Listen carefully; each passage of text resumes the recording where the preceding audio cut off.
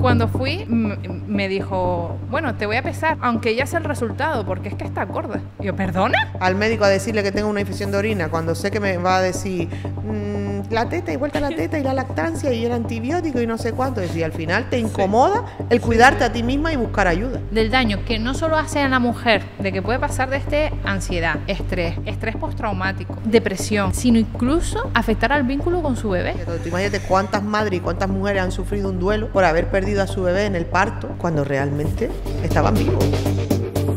Bienvenidos a este nuevo episodio de Psicomatrona. Hoy la verdad que vamos a hablar de un tema que a mí se me ponen los pelos de punta. Creo que sucede más veces de las que creemos, lo hemos normalizado demasiado, tanto desde la parte de los sanitarios como de la parte de las mujeres que lo sufrimos. Ahora veremos de qué tema se trata, pero antes de empezar, bueno, va a entrar el compañero con una cosita que vamos a explicar qué es, Chasi, porque mucho va a decir, ¿y esto ahora qué es? ¿No? Y es esta estantería preciosa, aunque está vacía. ¿Para qué va a ser esta estantería? Pues realmente nos ha surgido la idea de dar sentido y no solo y espacios a hablar de mujeres y de maternidades reales, sino también dejar plasmada cada una de las esencias y de las mujeres que vengan a visitarnos.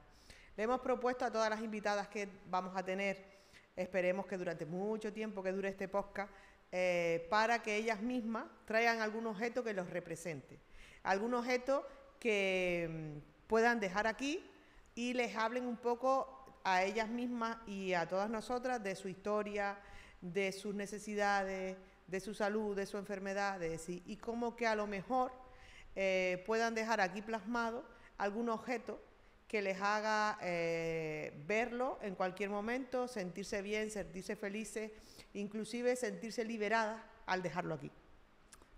Se va a llenar, yo creo que va a hacer falta una estantería más grande. Seguramente. Por eso empezamos con esto, vacío, blanco, para que se llene de color, se llene de vida, se llene de experiencias y se llene de oportunidades para que las mujeres puedan venir a hablar y a dejar su maternidad y su esencia. Bueno, hoy vamos a hablar, Chasi, de un tema que, como digo, creo que se silencia, se normalizan cosas que no se tienen que normalizar. Tú obviamente tienes mucha más experiencia que yo en esto, aunque yo lo he vivido en mis propias carnes también, y es la violencia obstétrica.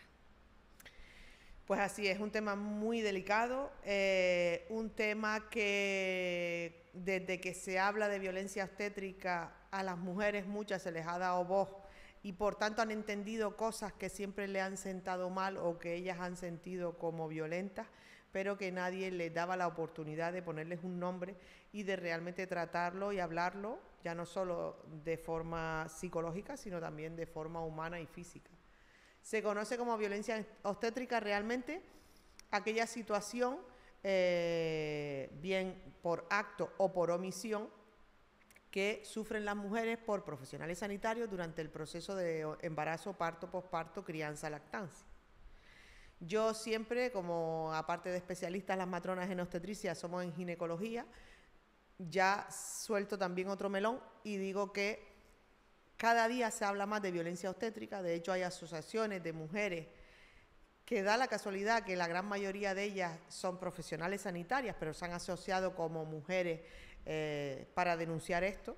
Pero claro, era porque nosotros dentro de nuestra casa también nos dolía y nos chirriaba y nos, hablando mal, nos jodía ser partícipes de eso, porque cuando una persona ve algo pero no lo defiende, no lo critica o no lo cambia, sino simplemente se da la vuelta, a veces porque el sistema es así y no puedes luchar contra otros grandes leones que existen en la asistencia sanitaria. Nos hemos asociado como mujeres, como por ejemplo la asociación El Parto es Nuestro, pero que la gran mayoría de su junta directiva y de mujeres que hicieron esa movilización social son profesionales sanitarios que se dedican a cuidar a mujeres, matronas, psicólogas perinatales, o sea, mujeres que veían que esos actos de acción o omisión que se producían y se hacen en algunos sitios y hospitales de España, pues realmente repercuten a nuestra vida y a nuestra salud. Y seguramente después de este episodio, muchas van a decir, joder, pues ahora que lo miro, yo sufrí violencia obstétrica, seguro, sí. Y lo sigo sufriendo. Y sigue pasando, es decir, sigue pasando lo que es la violencia obstétrica, que bueno, ya más o menos se oye, pero sigue pasando y nadie le pone nombre a la violencia ginecológica. También existe violencia ginecológica. Violencia que se ejerce sobre las mujeres en cualquier proceso relacionado con la sexualidad. Ya no con el embarazo y la obstetricia y el proceso reproductivo, sino sobre la sexualidad. Y también hablaremos de esto porque a veces es hasta casi más desconocido y más normalizado. Antes de entrar en profundidad en ese tema de violencia obstétrica, violencia ginecológica que comenta, claro, ¿cómo podemos diferenciar de lo que es la violencia obstétrica de una mala praxis? Porque no toda mala praxis entiendo que es una violencia obstétrica. No, para nada. De hecho, la gran mayoría de las veces la violencia obstétrica y los actos que se hacen o se producen por violencia obstétrica no son mala praxis. Es decir, me refiero, tu vida a lo mejor física no corre peligro. Tú vas ahí a un juez a denunciar que esta persona ha hecho algo mal y probablemente en la legislación no exista un dato específico que pueda defender tu postura. Es decir, pero sí que realmente es una situación que a ti te molestó, que a ti te incomodó, de la que a ti nadie te informó. De hecho, la gran mayoría de las acciones de violencia de género, de violencia obstétrica, que también es violencia de género porque se produce solo para las mujeres, durante el embarazo, siempre vienen detalladas por la falta de información. Nosotras las mujeres siempre nos quejamos cuando sufrimos violencia obstétrica, dices tú, que a mí me hicieron esto, pero nadie me lo contó, nadie me dijo que esto me lo iban a hacer. Entonces muchas veces cuando tú hablas con las mujeres y le dices, mira, tengo que hacerte esto, que es desagradable, que yo sé que no está del todo demostrado por la ciencia que es bueno o es malo, pero a lo mejor es necesario hacerlo ahora por la situación en la que estamos. Cuando tú hablas con las mujeres, le cuentas las cosas, negocias con ellas los riesgos-beneficios, pues ellas dicen, bueno, pues haga usted lo que tenga que hacer. Pero la gran mayoría de las veces nos quejamos por omisión de información y por tanto tomar las personas que nos cuidan decisiones sobre nuestra vida, nuestra salud, nuestro cuerpo y nuestros procesos fisiológicos, como es el embarazo, el parto, el posparto, sin contar con nosotras. Claro, es que muchas veces también, Chasi, siempre se ha visto la figura del profesional sanitario, ¿no? Sobre todo de los médicos, los enfermeros y demás, como la figura de referencia, ¿no? Si el médico lo dice es porque tiene que ser así, si la enfermera o el enfermero lo dice es porque tiene que ser así, ¿no? Y a mí me ha pasado incluso de que, oye, pues a lo mejor estás ahí, pues en los controles, en lo que sea, en el posparto, en el parto y demás, que das por hecho de que, bueno, si así es, no pregunto, ¿no? Porque entiendo de que a lo mejor ese tiene que ser el procedimiento. Una de este también, el desconocimiento y desde la confianza que solemos dar a los profesionales sanitarios porque entendemos que si lo hacen es porque es la mejor opción, pero a veces no tiene por qué ser así. No, y a veces puede ser la mejor opción, pero la mejor opción es aquella que tú como mujer, de forma informada por un profesional sanitario, que está claro que a lo mejor en temas de salud y obstetricia y ginecología sabe más que tú, pero al final es tu vida, es tu cuerpo y es tu decisión de un proceso fisiológico, entonces tiene que contar contigo. Tiene que decirte, oye, mira, vamos a hacer esto, vamos a hacer lo otro, ahora lo que toca es esto, lo que viene es lo otro. Si en algún momento algo se tuerce, yo te recomiendo que hagamos esto, esto y esto y esto. Es decir, claro, como profesional, tu recomendación y tu voz para mí es muy importante, pero mínimo dímelo. Claro. A lo mejor el simple gesto, por ejemplo, que nosotros las enfermeras y las matronas hacemos de cogerte una vía. Es decir, oye, realmente para dar a luz no te hace falta tener una vía puesta y un suero. Es decir, lo normal es que lo pongamos por si en algún momento se presenta una situación de urgencia y hay que correr, pues hay que correr para otras cosas que no es para cogerte una vena, que a veces en situaciones de estrés hasta nosotras nos tiemblan las manos. Pero claro, tú tienes que decírselo a las mujeres, mire, voy a cogerle una vía, voy a dejarle preparadito aquí este acceso vascular por si en algún momento hay que poner alguna medicación, alguna cosa, pero a lo mejor ojalá y no lo tengamos que usar nunca, pero para pincharte y ponerte algo en tu cuerpo tendré que avisarte. Y tendré que informarte y tendré que tener tu consentimiento, aunque sea verbal, aunque no tengamos que firmar un documento, sino por lo menos un consentimiento verbal.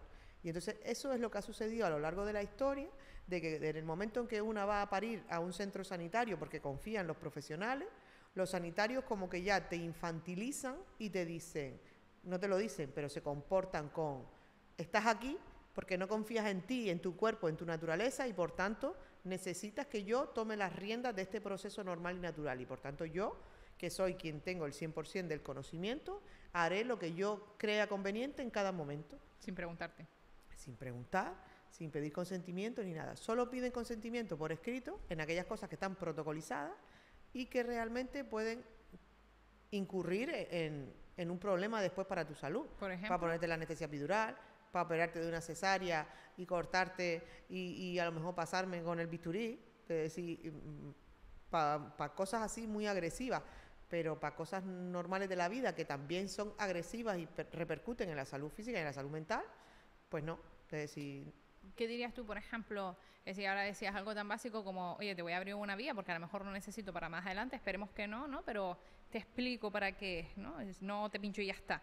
¿Qué cosas así más básicas, sin entrar en algo más profundo, lo más básico es que tú dices, oye, pues esto puede entrar dentro de la violencia obstétrica o al menos dentro de una falta de respeto, ¿no? Hacia el cuerpo de esta mujer?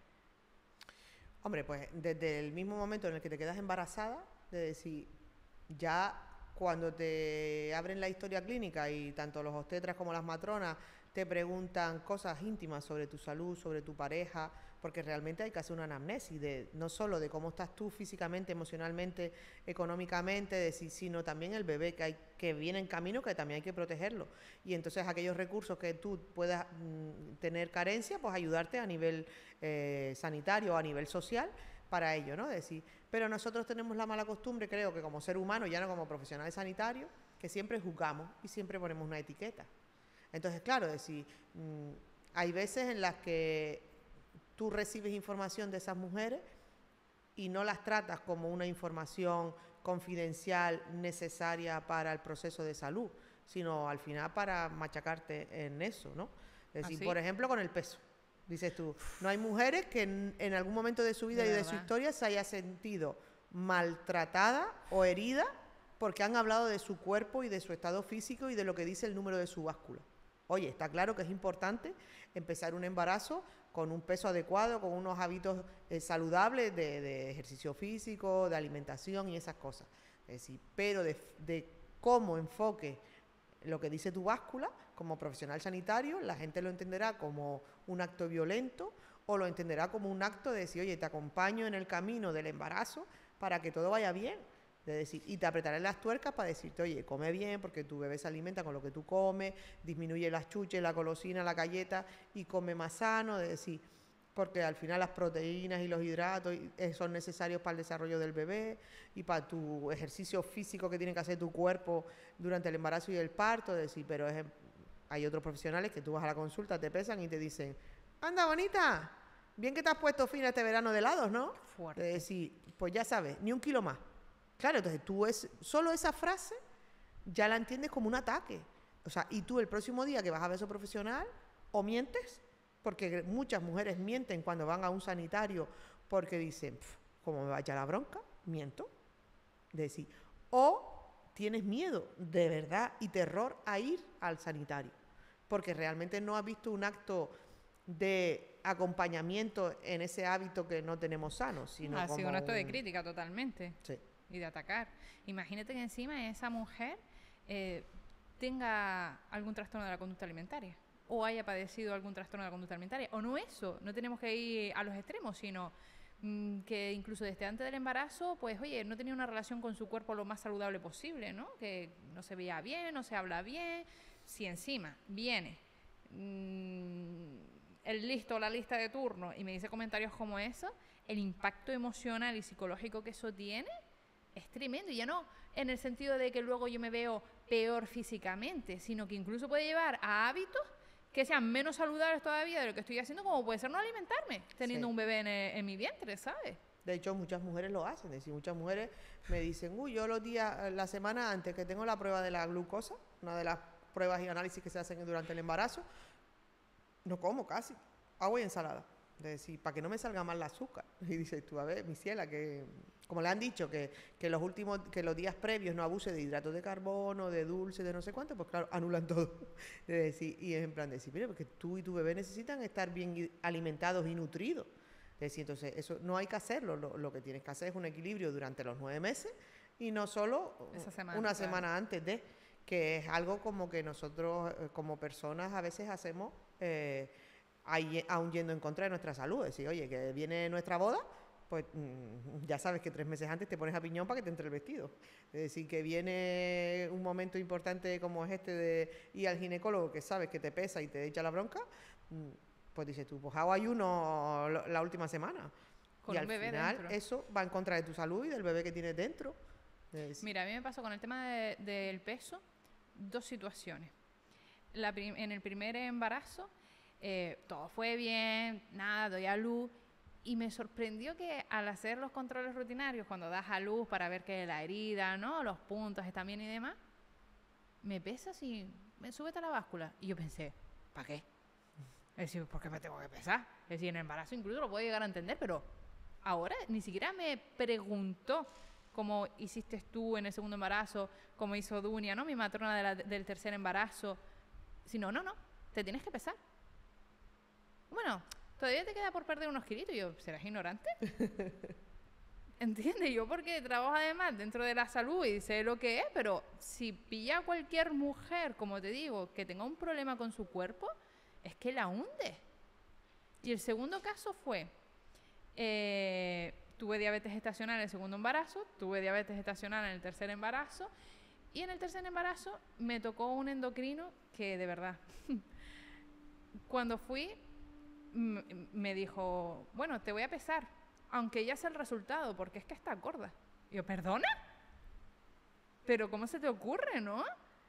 Y me pesa y dice... Con 7 meses de embarazo, ¿cómo quieres que esté? Ten en cuenta que tienes que ir... No, si te empecé de embarazo, no, eso fue desde el primer trimestre. Ten en cuenta de que 1 kilito por mes, no más. Y yo, vamos a ver, señor, creo que usted está un poco retrógrado en la información de cuánto peso se tiene que coger el embarazo. Claro, yo estaría toda disgustada, encima mis emociones en el embarazo, que tenía otra vez diabetes gestacional, y iba al ginecólogo y decía, joder, es que el endocrino me dijo esto. Neira, olvídate, está súper bien de peso, mira tu cuerpo. Es decir, me salvaba mi ginecólogo, ¿eh? Porque si es por el endocrino, salía deprimida. Es más, después de dar a luz, tienes que seguir con el endocrino, ¿no? Un par de revisiones para ver que esa diabetes no se ha quedado contigo. Y me pesaba de nuevo y otra vez decía, ¿para qué me pesa? Y me decía, bueno, todavía te sobran kilitos. Y yo, pero este señor está empeñado con mis kilos. Es decir, me parece impactante. De hecho, creo que uno de los problemas de la violencia obstétrica y de que los profesionales sanitarios sigan repitiendo esos mismos patrones y ni siquiera nosotros nos juzguemos a nosotros mismos y digamos, oye, ¿de verdad esto está bien o está mal? Es que probablemente, como en ese caso, tú no le dijiste al Señor, ¿y por qué me pesa? Si No. estamos aquí hablando de mi diabetes gestacional, de mi bienestar y de mi bebé. Claro. De decir, entonces, nosotros sufrimos violencia obstétrica como mujeres o violencia ginecológica, pero no lo verbalizamos. O sea, nosotros ya sabíamos que ese acto estaba mal. Nosotros ya sabíamos que nos sentaba mal que ese hombre solo se preocupara del número que decía mi báscula y no de cómo estaba yo alimentándome, cómo estaban mis niveles de glucemia, cómo realmente llevaba la patología de la que estábamos preocupándonos. Entonces, claro, cuando nosotros como mujeres, por respeto al profesional sanitario, por miedo a que tienes que volver a verlo, o por esa no confrontación, exacto. Inclusive por ese proceso emocional en la que una está inmersa cuando está embarazada. Por eso la violencia obstétrica es tan importante denunciarla desde los profesionales sanitarios, porque al final somos nosotras, como profesionales sanitarios, las que defendemos los derechos de las mujeres cuando están más vulnerables. Y no hay mujer más vulnerable que durante un proceso de embarazo, parto, posparto y crianza. Es decir, que totalmente no estás tú al 100% ni físicamente, ni emocionalmente, ni nada. Entonces, por eso ha surgido esta lucha feminista de profesionales sanitarias y mujeres que denuncian, como ha sido a lo largo de la historia, y gritan los derechos de las mujeres y las injusticias que se cometen con las mujeres, porque al final nosotras no lo verbalizamos cuando las sufrimos. Es que de verdad me parece increíble. Pasa también, Chasi, lo que tú dices, ¿y por qué no le dices nada? Es que al final, claro, das por hecho de que es el profesional, no vas a saber a lo mejor confrontar, no tienes a lo mejor, como tú dices, toda la estabilidad emocional de ese mundo, pero por ejemplo, ahí sí que no me cayó la boca. Yo llevo 7 años dando lactancia materna, casi 8 sin parar, y odio cuando tengo que ir al médico porque me pongo mala. ¿Por qué? Porque no hay médico que cuando voy, claro, le tengo que decir con lo que me va a mandar, oye, tengo lactancia materna porque hay medicamentos que son incompatibles, ¿no? ¿Y cuánto tiempo tiene el bebé? Y a lo mejor cuando le digo, no, 3 años, 1 año, cada vez que pasa del año, pero es una cosa, digo, ¿dónde está la Organización Mundial de la Salud, por favor? Pero bueno, el bebé ya con 1 año ya come, ¿no? ¿O solo come teta? Digo, vamos a ver, profesional sanitario, como sabrá, se llama alimentación complementaria, ¿sabes? Que la base sigue siendo su teta, y aunque fuera así, aunque no fuera la complementaria porque comiera, tienes que respetar mi lactancia. ¿Qué te da igual si el bebé tiene 7 años? Claro. De hecho, mira, el futbolista este famoso del Betis, Ah, no sé quién es. Joaquín. Joaquín Sí. siempre dice que lo dijo en El Hormiguero, y por eso yo creo que gracias a sus palabras, primero la palabra de un hombre, que como que se le escucha más que a la de una mujer, o se le atiende más.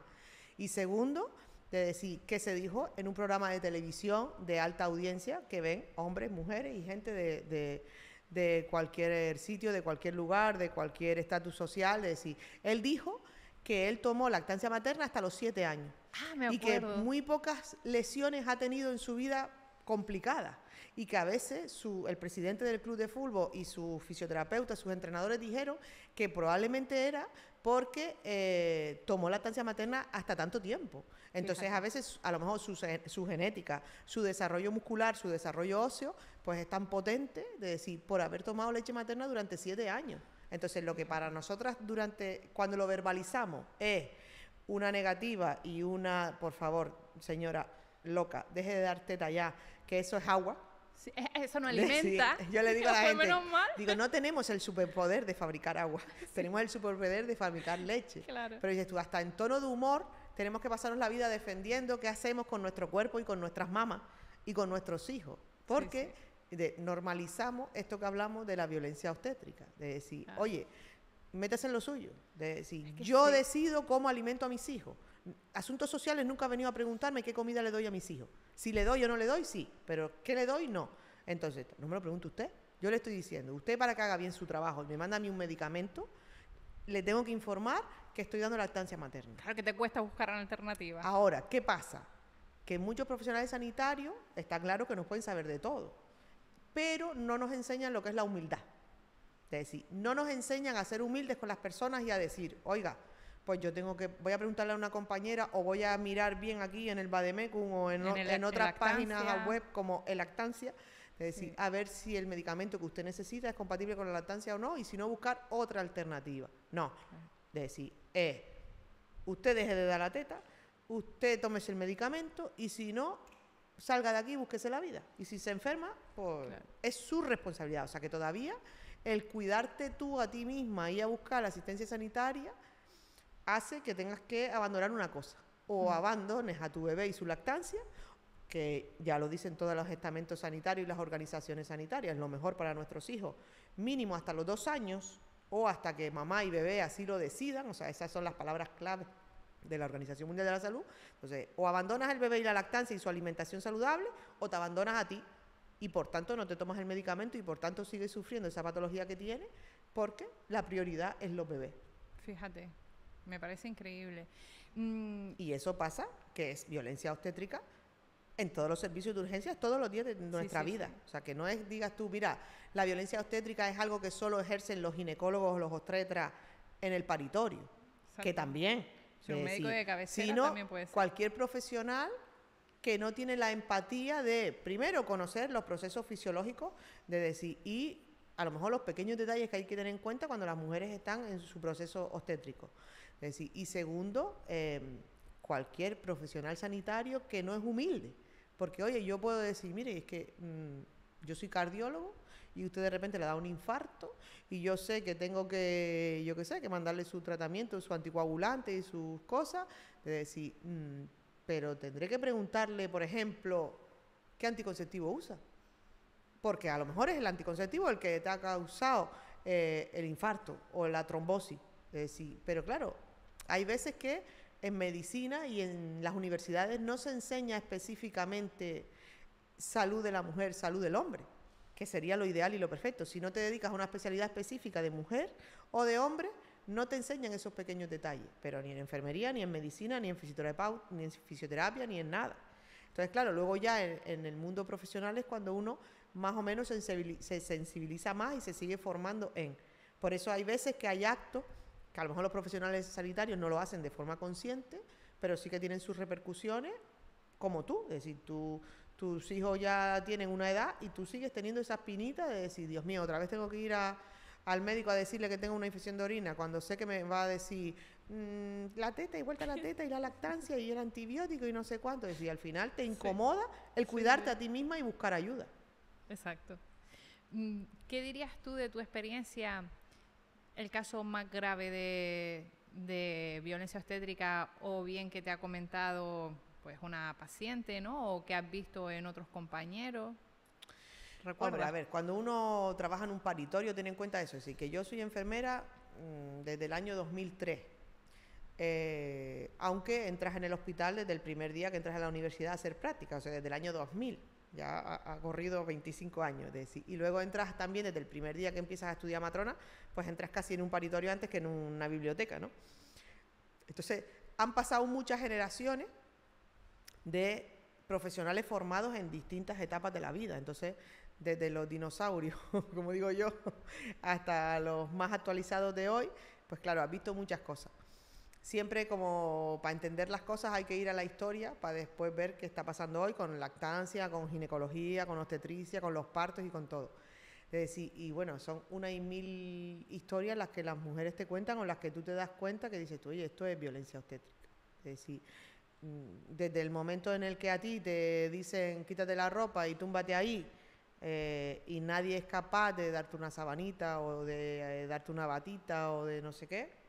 Es decir, hasta el momento en el que tú entras por una puerta de urgencias, a lo mejor embarazada, con un riesgo de aborto o con una hemorragia que entras con la sangre hasta los pies y te dejan sentada en la sala de espera con otras no sé cuántas mujeres y nadie te ofrece el decir, mi niñita, ¿quieres pasar al baño? ¿Quieres limpiarte? ¿Quieres que te dé, yo qué sé, una toalla, una compresa o algo? De decir, no, hay mujeres que están en esa sala de espera con ese sangrado hasta los tobillos. Y tú como embarazada que estás sentada en la silla de al lado y miras al suelo y ves esas gotas de sangre en el suelo y en el pie de las mujeres, vamos, te entra un miedo y un terror como diciendo, por favor, que no, ¿por qué no han pasado esta señora ya? Es decir, ¿sabes? Es decir, son a veces pequeños detalles.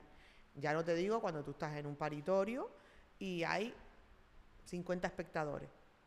Por ejemplo, eso es una de las cosas que yo le digo a las mujeres en el plan de parto y a la familia. Digo, mira, el Hospital Materno Infantil de Gran Canaria, como la gran mayoría de los hospitales de España, público, es un hospital universitario.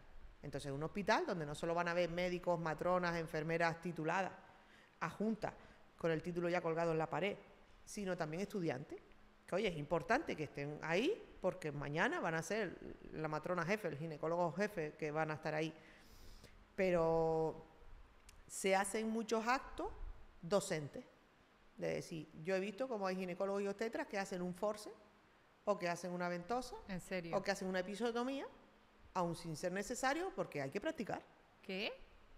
Porque es que si no, el día que tú tengas que hacer un force de verdad, porque un niño corre peligro, ¿cómo lo vas a saber hacer? ¿Y me tengo que joder yo para que tú aprendas? Entonces, por supuesto, no se le explica a las mujeres. No se le explica a las mujeres. Mira, te voy a hacer una episiotomía porque mi compañera, mi compañero tiene que aprender a coser. Entonces, mejor que que aprenda a coser tranquilito, sin tal y cual. Es decir, oye, te voy a hacer un force porque o unas espátulas o un parto instrumental porque mis compañeros tienen que practicar. Y lo ideal es practicar tranquilo y no en una situación de urgencia en la que hay que correr y por tanto no puedo ser tan docente como sería, ¿no? Entonces, claro, situaciones de verdad de violencia, situaciones de riesgo para tu salud y para tus hijos y tus hijas. Me acabo de quedar en shock, ¿en serio? Decir, pues esas cosas pasan. Es decir, hay instrumentales docentes. Y tú puedes ya no decidir... tanto, pero yo los he visto. ¿Tú puedes decidir si esos estudiantes entran en el paritorio o no? Sí. Menos mal. Tú como mujer, después de que hay profesionales sanitarios que te lo cuentan, porque claro, tú puedes decidir y tú puedes expresar en tu plan de parto, que al final es un documento legal, o sea, un documento que tiene validez legal, de decir, oye, sé que estoy en un hospital universitario, no me importaría a lo mejor que hubiera una estudiante de matrona con la matrona y a lo mejor un estudiante de ginecólogo, de obstetra con el ginecólogo y obstetra, pero no quiero que aquello sea un libro abierto, ¿sabes? De decir, inclusive claro, es decir, literalmente. En cambio, yo, por ejemplo, yo en mis partos, mi primer parto fue un parto provocado, 42 semanas, es decir, y a mí no me importó que hubieran compañeros y compañeras allí, que aunque no conocía, es decir, porque oye, allí estamos para eso. De decir, también después eso, al final la niña nació a las 2 de la mañana y ya te digo yo que a esa hora la gente no quiere aprender, a esa hora la gente está acostada en la cama. Solo estaban quien tenían que estar. Pero, por ejemplo, mi segundo embarazo, que fue de mellizo con 9 meses, o sea, no se adelantaron ni prematuros ni nada. Aquí los campeones nacieron casi con 3 kilos. Fue un parto normal, un parto vaginal. La primer bebé nació de cabeza, el segundo de nalga. O sea, que era un parto de decir, vamos, esto no existe. Primero, una profesional sanitaria que sabe todo lo que puede pasar en un parto, que ya puede haber 1000 complicaciones porque era gemelar, porque uno venía de cabeza, uno de nalga, porque cada uno pesaba 3 kilos, o sea, no era un prematurito de 800 gramos, que eso como que se nos escapa, ¿no? Es decir, claro, yo sabía que ese parto y esa forma de atender los partos aún más complicados, que la suerte que tenemos es que aquí en el Hospital Materno Infantil tienen toda la formación, la información, los recursos humanos y materiales para atender esos partos complicados o que se pueden alterar y complicar en cualquier momento, pues tienen toda la experiencia del mundo y todas las cosas. Yo sabía que ese parto era muy docente. Entonces, claro, pero a mí nadie me dijo, Chasirasi, ¿te importa que entren ¿no te pidieron permiso? 20 personas a aprender de tu parto? No, de decir, yo sí es verdad que sé que cuando vienen 2 anestesistas a ponerte la epidural, no hay tantos recursos humanos contratados en el hospital. Es decir, estamos en el Servicio Canario de Salud, perdón. En la sanidad pública no hay tanta pasta. Entonces, hay 20 jefes, pero anestesistas en pocos. Entonces dices tú, siempre que vienen 2, yo sé que uno es el médico adjunto y otro es el que está aprendiendo. Que a lo mejor no mete la mano, a lo mejor no te toca, pero sí que estudia y ve y aprende. De decir, y yo fui quien le dije al anestesista y a su estudiante, oye, en tono de humor, como yo siempre hago, oye, que si usted quiere ponerme la epidural y quiere practicar, practique. Mientras no me deje inválida, concha, que tengo 3 niños en este mundo, estos 2 y el que tengo en mi casa, usted si quiere tal. No tengas vergüenza ni apuro si tienes alguna duda, hablarlo claramente con el compañero, aunque yo te escuche. Decir, todos somos compañeros y todos hemos tenido que aprender. Pero claro, tú eso con una familia normal que no son sanitarios no lo hace. Claro. Entonces ellos no te piden permiso. Antes, las cosas están cambiando, es decir, y es verdad que cada día los profesionales sanitarios son más respetuosos con ese tema, es decir, pero de aquí para atrás nadie te ha pedido permiso. Lo mismo los ginecólogos, es decir, cuando yo estuve en mi parto gemelar, allí habían como 3 o 4 ginecólogos jefes adjuntos, creo que habían 2 adjuntos, es decir, y luego habían 2 estudiantes, uno de 4º año y otro del 1er año. A ver, que son médicos, que ya son profesionales sanitarios que trabajan y cuidan a las mujeres. Pero nosotros, dentro del mundo de la residencia, como que cada año vas aprendiendo y capacitándose para hacer más cosas. Tú desde el 1er año que entras a ser matrona o a hacer ginecología, no operas de una cesárea. O sea, oye, primero vas aprendiendo lo que es un parto normal, a coger una vía, a coger un suero, luego ya un día aprenderás a meterte en el quirófano, pero no es... Entonces, a mí me metió la mano todo el mundo.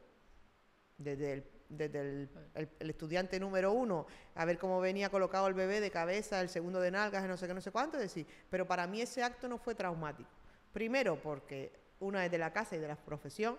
Segundo, porque yo no tengo ningún problema en ninguna característica, ninguna necesidad de que esa parte íntima del cuerpo haya sufrido antes, durante o después. Es decir, ni ningún inconveniente, ni yo ni mi pareja, porque claro, no olvidemos que al final el parto y el proceso es de 2, que es personas que están ahí, entonces a lo mejor a mí no me molesta, pero a mi pareja sí, o viceversa. Antes cuando veníamos, Chasi, en el coche para venir aquí a grabar, ¿no? Me estabas contando una historia que me dejó boquiabierta, que a lo mejor también, si no me corrige, se podría considerar violencia obstétrica, que es cuando me comentabas que esas matronas, ¿no? Que llevan más años, más maduras en ese sentido, te comentaban que antiguamente se le ponía propofol a las mujeres que iban a parir un poco para anestesiarla, drogarla, y que de ahí surgían muchos temas de bebés robados. Sí, de hecho yo tuve la suerte de formarme con matronas de distintas generaciones. Es decir, yo me formé con matronas que a los 4 o 5 meses de yo empezar la residencia se jubilaban. Entonces, esas matronas que cuando yo tenía 20 y tantos años, ellas tenían 60 y tantos, fueron de esas matronas que trabajaban con monjas y con ginecólogos, y era cuando se empezó a escuchar todo el boom ese de los niños robados y esas cosas. Entonces siempre en la tele se escuchaba que las mujeres verbalizaban el decir, ay, es que yo cuando nació el bebé me dijeron que nació muerto, pero yo oía a lo lejos un niño llorar.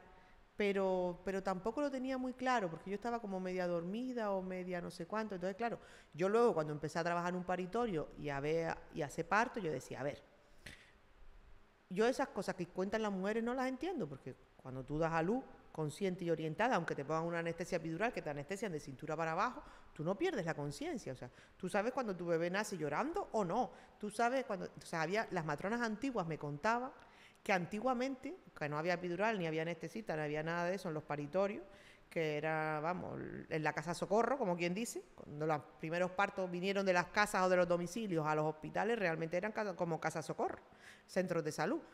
Ellas decían que a todas las mujeres cuando llegaban a dilatación completa, que era cuando venía el médico a atender el parto, porque casi siempre el proceso de dilatación siempre lo acompañaba a las matronas, pues a las mujeres se les sedaban, se le ponía en la gasita el propofol ese, o se le ponía la mascarilla esa, como vemos en las películas, para que las mujeres se anestesiaran, y claro, eso es una anestesia general.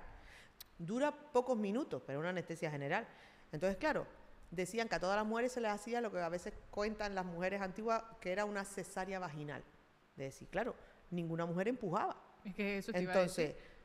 todo era sacar a los niños, bien haciéndote un Christeller, que es como se llama, que algún profesional sanitario se te pone encima de la barriga y te empuja al bebé hacia abajo, con todas las complicaciones y los riesgos que tiene eso, no solo para el bebé, sino para nosotros. Es decir, y pues sacaban a los niños eso, o con una super episiotomía que te llegaba hasta el infinito y más allá, o con un instrumental, o con lo que sea. Entonces, claro, ellas estaban como en ese duerme vela, en la que dicen, mira, no estoy del todo anestesiada, o sea, escucho cosas y esas cosas, pero no soy consciente al 100% de lo que está sucediendo. Entonces, había matronas que a mí me contaban eso, decía, oye, Terrible. nosotros escuchábamos eso de los niños robados, pero bueno, realmente no escuchábamos lo de los niños robados, sino que una familia había venido a adoptar un niño, que este niño no lo estimuláramos mucho, porque no se iba a quedar con la madre, sino iba a pasar después a la otra sala. O sea, ellas no entendían mucho cuál era ese procedimiento de nace este bebé y a este bebé se lo vamos a quitar a esta madre porque va a ir para esta familia de bien, esta familia rica que hace años que quiere tener un hijo. Y que ha pagado. De decir, entonces, claro, luego era cuando surgió ese movimiento de la familia de decir, oye, es que mi madre me contaba que yo tuve un hermano, pero que en el parto sucedía esto, sucedía lo otro, no sé qué. Y entonces fueron esos hermanos y esas hermanas los que empezaron a movilizarse para buscar esos niños que a lo mejor no estaban muertos. De decir, y así fue, de decir, aquí en Canarias hubo casos de hermanos que se reencontraron con los años, es decir, porque esto pasaba en todos los sitios de España. Eso se puede considerar violencia obstétrica perfectamente, ¿no? Hombre, eso se considera violencia obstétrica, violencia infantil, violencia todo. Tú imagínate cuántas madres y cuántas mujeres han sufrido un duelo por haber perdido a su bebé en el parto cuando realmente estaban vivos. O sea, lo que hicieron fue robártelo, no perderlo. Que yo recuerdo las historias de mis padres, ¿no? Cuando hablan de cuando nacimos nosotros, que mi padre siempre decía, porque antes no se dejaba pasar a la pareja tampoco el paritorio, entonces mi padre decía a mi madre, no te separes nunca del bebé, no te separes nunca del bebé, por ese miedo de los bebés robados. Sí. Qué fuerte. Y al final es eso, es decir, es verdad que antiguamente, durante muchos años convivieron profesionales sanitarios con monjas y con curas, es decir, porque al final, a lo largo de la historia, las monjas eran las enfermeras de la historia, o sea, eran las que al final acogían a esas personas desahuciadas que el resto del mundo no los quería, entre ellos a los enfermos. Y entonces, pues, durante mucho tiempo, los profesionales sanitarios convivieron con las monjas y con los curas que también estaban presentes en los paritorios y en los centros de salud, en los hospitales de aquellos años. Entonces, claro, ellas también las que llevaban los orfanatos y las que al final acogían y organizaban las adopciones, es decir, buscando a la persona adecuada para ese bebé o ese niño, esa niña que necesitaba una familia. Pero bueno, como en todos los sitios del mundo, pues hay veces que hay gente que se pudre y que el potaje no sale igual de bueno. Y hubo profesionales sanitarios que, habiendo dinero por medio, pues también entraban en esos juegos. Hoy en día, pues esa violencia obstétrica, aparte de comentarios, ¿no? De ciertas acciones que a lo mejor, como dices tú, ni siquiera se le da ni una explicación ni un permiso a esa mamá. Y muchas veces también creo que se infantiliza mucho a la mujer, ¿no? En esa violencia obstétrica. Por ejemplo, ay, es que pareces una niña quejándote, ¿no? Cuando te están cosiendo, jodía. ¿Entiendes? o esa presión de, venga, venga, tienes que empujar porque si no vas a hacer que el bebé salga mal, como echándote toda la culpabilidad y tú ahí intentando coger resuello, ¿no? Entre las contracciones o cosas como te comentaba, sondarte sin necesidad porque tienes una inflamación cuando puedes ir al baño a hacer pipí, no te piden permiso. Y creo que eso tiene un impacto emocional que no somos conscientes del daño que no solo hace a la mujer, de que puede pasar desde ansiedad, estrés postraumático, depresión, sino incluso afectar al vínculo con su bebé, que ya hemos comentado en otro episodio, ¿no? La importancia de esos primeros años de vincularse de la manera más amorosa y más saludable posible a tu bebé para que se convierta también en adultos sanos. Sí, de hecho nos pasa a nosotras como mujeres, pero también le pasa a nuestras parejas. Es decir, nuestras parejas que nos quieren y nos eligieron para acompañarnos en el camino de la vida desde hace muchos años, también ha decidido tener un bebé. Pero, es decir, ellos y ellas primero te quieren a ti antes que al bebé. Entonces, cuando ven que ha sido un parto tan traumático, que ha sido un parto que a ti te ha marcado y que durante años después de tener a ese bebé tienes secuelas físicas y emocionales, el vínculo de la pareja, o sea, del papá o de la otra mamá con el bebé, también es muy duro y muy complicado, porque dices tú, es que tú, pobrecito mío, el bebecito, sin tener culpa, decir, le jodiste la vida a mi mujer. De decir, por tú llegar a nuestra casa, desmoronaste todas estas paredes que habíamos construido como hogar. Entonces, muchas veces las mujeres, porque hasta durante el embarazo nuestro cerebro cambia y hace que amemos a esa criaturita que tenemos dentro, de decir, y que normalicemos y aceptemos todas las complicaciones que nos puede acarrear un embarazo, un parto, posparto, es decir, lo olvidamos. Por eso repetimos y volvemos a ser madre, porque hasta lo peor del mundo, cuando tienes a tu bebé en brazos, se te olvida. Pero los hombres no. Es decir, los hombres o la otra pareja, si es mujer, no ha tenido ese cambio cerebral y esas hormonas del amor hacia nuestra criaturita. Entonces, a veces el vínculo no es tan efectivo cuando existen partos traumáticos y las parejas están dentro y lo ven todo. Y qué duro que le tengas que decir ya de este bebé a ese bebé, tú has jodido en cierta manera la vida de tu madre o esta relación. Y si eso se repite, imagínate el niño que estamos creando, ¿no? Ese desarrollo cerebral, el pobrecito, y el adulto que se va a transformar, es que me parece increíble. De hecho, o sea, hasta la simple broma que siempre hacen, de si que a mí me lo hicieron toda la vida, de es que tú fuiste un gol, tú fuiste un penalti, tú eres un niño penalti. De decir, yo que vine también con un mellizo, de decir, yo vine con un niño, yo también soy melliza, por eso me tocó la lotería de repetir mellizo.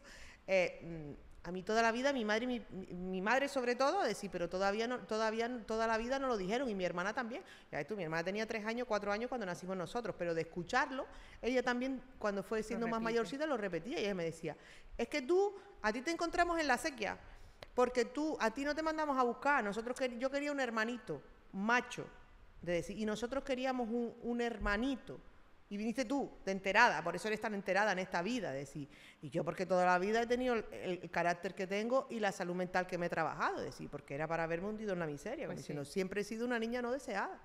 De decir, digo, en mi familia desde el primer día de vida me dijeron que yo vine de rebote, que me aceptaron y me acogieron, pero no me esperaban, no me querían, de decir, y claro, decir, esas cosas al final hacen que desde el embarazo, el posparto y la crianza, esa violencia que se ejerce sobre las mujeres o las niñas, tocan y se quedan reflejadas para siempre. Por eso es tan importante que esos embarazos sean deseados y que si, oye, ha venido sin previo aviso, se desee, ¿no? Y evitar ese tipo de comentarios, no solo entre nosotros como pareja antes de que nazca el bebé, sino sobre todo una vez que nazca el bebé, porque es que le podemos arruinar la vida a una persona. Sí.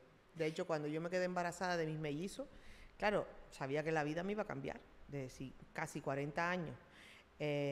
Pasar de ser 3 a ser 5, o sea, teníamos que hacer hasta cambios logísticos de casa, de coche, de no sé cuánto. Entonces, a mí me venía siempre un pensamiento que me decía, nos hemos jodido la vida, nos hemos jodido la vida. ¿A qué te fuiste a mandar a buscar otro? De decir, cuando sabía que te podía tocar. Entonces, claro, yo tenía un sentimiento de culpabilidad, como diciendo, por favor, no puedo sentir eso, no me pueden venir esos pensamientos, no lo puedo expresar en voz alta, decir, porque es que yo he pasado toda la vida con ese discurso que me daban a mí de decir, oye, que es que tú no fuiste buscada ni deseada, cuanto menos un embarazo gemelar, cuanto menos que Y tal. repite. Entonces, claro, decir, ya yo veía eso que yo de pequeña siempre sufrí, dije, por favor, no se puede volver a repetir, de decir, y un poco se me quitó cuando empecé a verbalizarlo y cuando empecé a encontrar y a buscar grupos y herramientas en personas que habían vivido lo mismo que yo. De hecho, la importancia ahí de que la violencia obstétrica se hable, se exprese y busque gente y grupos con los que hablar de este tema y verbalizarlo, porque dices tú, oye, te darán herramientas y trucos a ver el lado positivo de todo esto. Porque yo con mi forma de ser a veces siempre digo que de todo lo malo siempre puede buscar un lado positivo. Es decir, y sobre todo eso, es decir, a reconocerte y a disfrutar de lo bonito que es la maternidad aún habiendo tenido una mala experiencia. Chasi, para terminar, ¿qué le dirías a esas mujeres, ¿no?, que están ahora mismo embarazadas o están en proyecto, que van a dar a luz próximamente o que ya han dado? Señales que no pueden dejar escapar y, oye, alzar la voz en ese sentido o denunciar si hiciera falta porque se considera violencia obstétrica. Hombre, lo primero que yo les digo es que aquello que a ti te chirría, que no te sienta bien, que te hace tener un nudo en el estómago o un nudo aquí en la garganta, a lo mejor puede que sea o no violencia obstétrica, pero si a ti no te sienta bien, exprésalo. Es decir, oye, de repente tú ves que estás en un paritorio y que empieza a entrar gente y que tú dices, madre mía, si yo llevo aquí todo el rato con esta matrona y con mi acompañante y ahora de repente entra mucha gente y pasan esto y lo otro y tal, y nadie te explica nada, dices tú, pregunta, ¿qué está pasando? ¿Qué van a hacer? ¿Qué sucede? Porque hay tanto revuelo de decir, porque a veces, claro, sobre todo en situaciones de urgencia, tenemos que hacer cosas, tenemos que correr y nos olvidamos que lo primero es decir a la señora, que siempre decimos, estate tranquila, no te preocupes, pero, de decir, siempre entramos por ahí. Y luego, normalizar que somos mujeres y que somos personas adultas, que los profesionales sanitarios están ahí para cuidarnos y atendernos y han estudiado y saben más que a lo mejor nosotras como mujeres.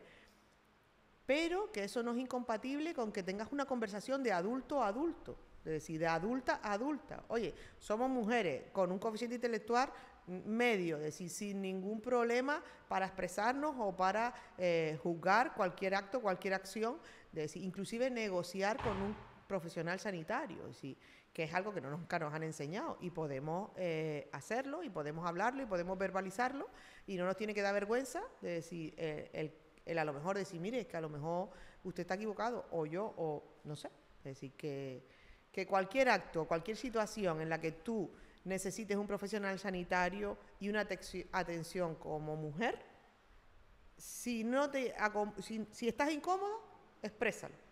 Es decir, y para cualquier cosa, que te informen, que te piden permiso y que como no, te permitan discutir o buscar otras alternativas si van a hacer algo que a ti no te apetece o que a ti no te sienta bien. Genial. Bueno, yo creo que hemos dado voz a lo que pasa comúnmente, desgraciadamente. Seguramente muchos de ustedes que nos estén escuchando también se han sentido identificadas, lo pueden dejar en comentario que con gusto les leeremos y contestaremos.